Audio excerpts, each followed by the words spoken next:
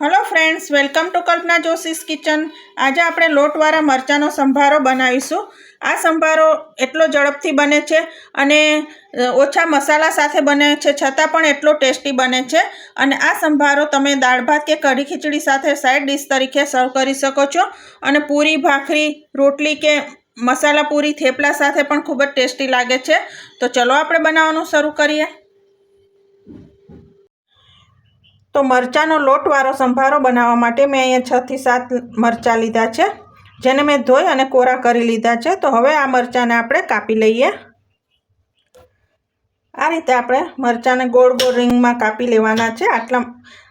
તો આ રીતે મેં બધા મરચાં કાપી લીધા છે। હવે આપણે સંભારો વઘારી દઈએ। તો હવે મેં પેન ગરમ કરવા મૂકી દીધું છે। હવે એમાં આપણે 2 ટેબલસ્પૂન તેલ લઈએ। તેલ ગરમ થઈ ગયું છે તો એમાં આપણે અડધી ટીસ્પૂન રાઈ ઉમેરીએ, અડધી ટીસ્પૂન મેથી લઈએ, આખી મેથી। કોઈ પણ સંભારો બનાવીએ એમાં મેથી ખૂબ જ સરસ લાગે છે વઘારમાં। 1/4 ટીસ્પૂન હિંગ લઈએ, 1 ટીસ્પૂન તલ લઈએ।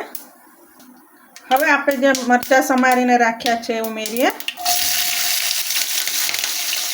અને ગેસની ફ્લેમ ધીમી રાખવાની છે। આપણે મરચાંને બરાબર સાંતળી લઈએ તેલમાં।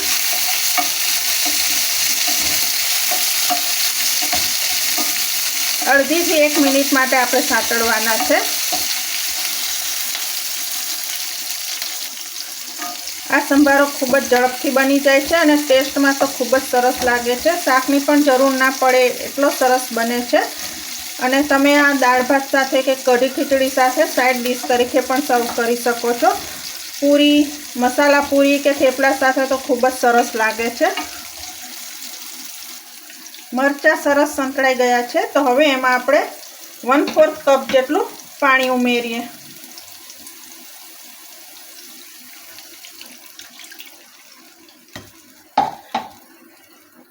મિક્સ કરી લઈએ અને હવે આપણે પાણીને ઉકળવા દઈએ।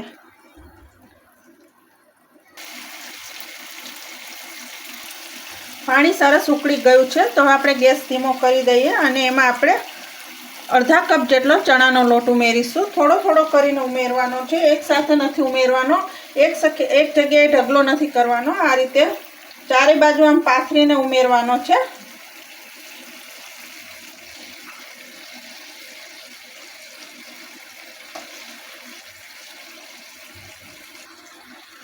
હવે એમાં સ્વાદ પ્રમાણે મીઠું ઉમેરીશું। મરચાંના ભાગનું અને લોટના ભાગનું મીઠું ઉમેરી દઈએ અને અડધી ટીસ્પૂન હળદર ઉમેરીએ। હવે ઢાંકીને આપણે અડધીથી 1 મિનિટ માટે થવા દઈએ। 1 મિનિટ પછી આપણે ચેક કરી લઈએ તો તમે જોઈ શકો છો ચણાના લોટે બધું જ પાણી શોષી લીધું છે। હવે આપણે મિક્સ કરી લઈએ।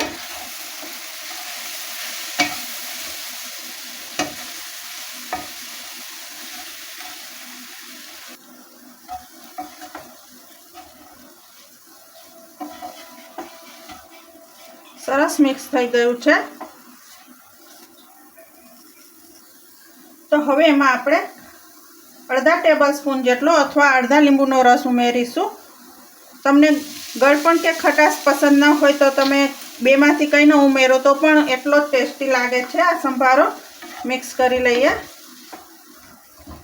અને 1 ટેબલસ્પૂન ગોળ ઉમેરીશું। તમારે ગોળની જગ્યાએ ખાંડ લેવી હોય તો ખાંડ પણ લઈ શકાય છે।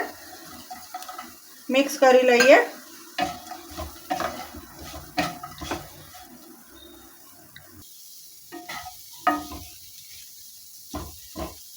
તમે જોઈ શકો છો તેલ પણ છૂટું પડી ગયું છે।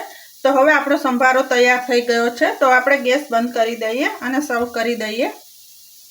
આમાં બીજા કોઈ જ મસાલા પડતા નથી, છતાં પણ એટલો ટેસ્ટી લાગે છે। તો હવે આપણે સર્વ કરી દઈએ। તો હવે પીરસી દઈએ। આ સંભારો તમે એકવાર બનાવશો તો બધાને ખૂબ જ પસંદ પડશે।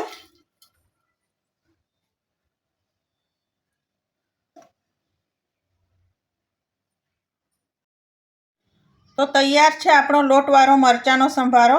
આ સંભારો જેટલો ઝડપથી બની જાય છે એટલો જ ટેસ્ટી બને છે અને શાક ન હોય તો પણ આ સંભારો શાકની જગ્યાએ ખૂબ જ સરસ લાગે છે. તો તમે આ સંભારો પૂરી, રોટલી, પરોઠા કે પછી થેપલા સાથે સર્વ કરી શકો છો. તો તમે પણ આ રીતે જરૂર બનાવજો. અને જો તમને મારી આજની રેસીપી પસંદ આવી હોય તો લાઈક કરી અને મારી ચેનલને સબસ્ક્રાઈબ કરજો અને બાજુમાં આપેલા બેલ આઇકન પ્રેસ કરજો જેથી મારા નવા વિડીયોના નોટિફિકેશન આપના સુધી પહોંચી શકે. Thank you.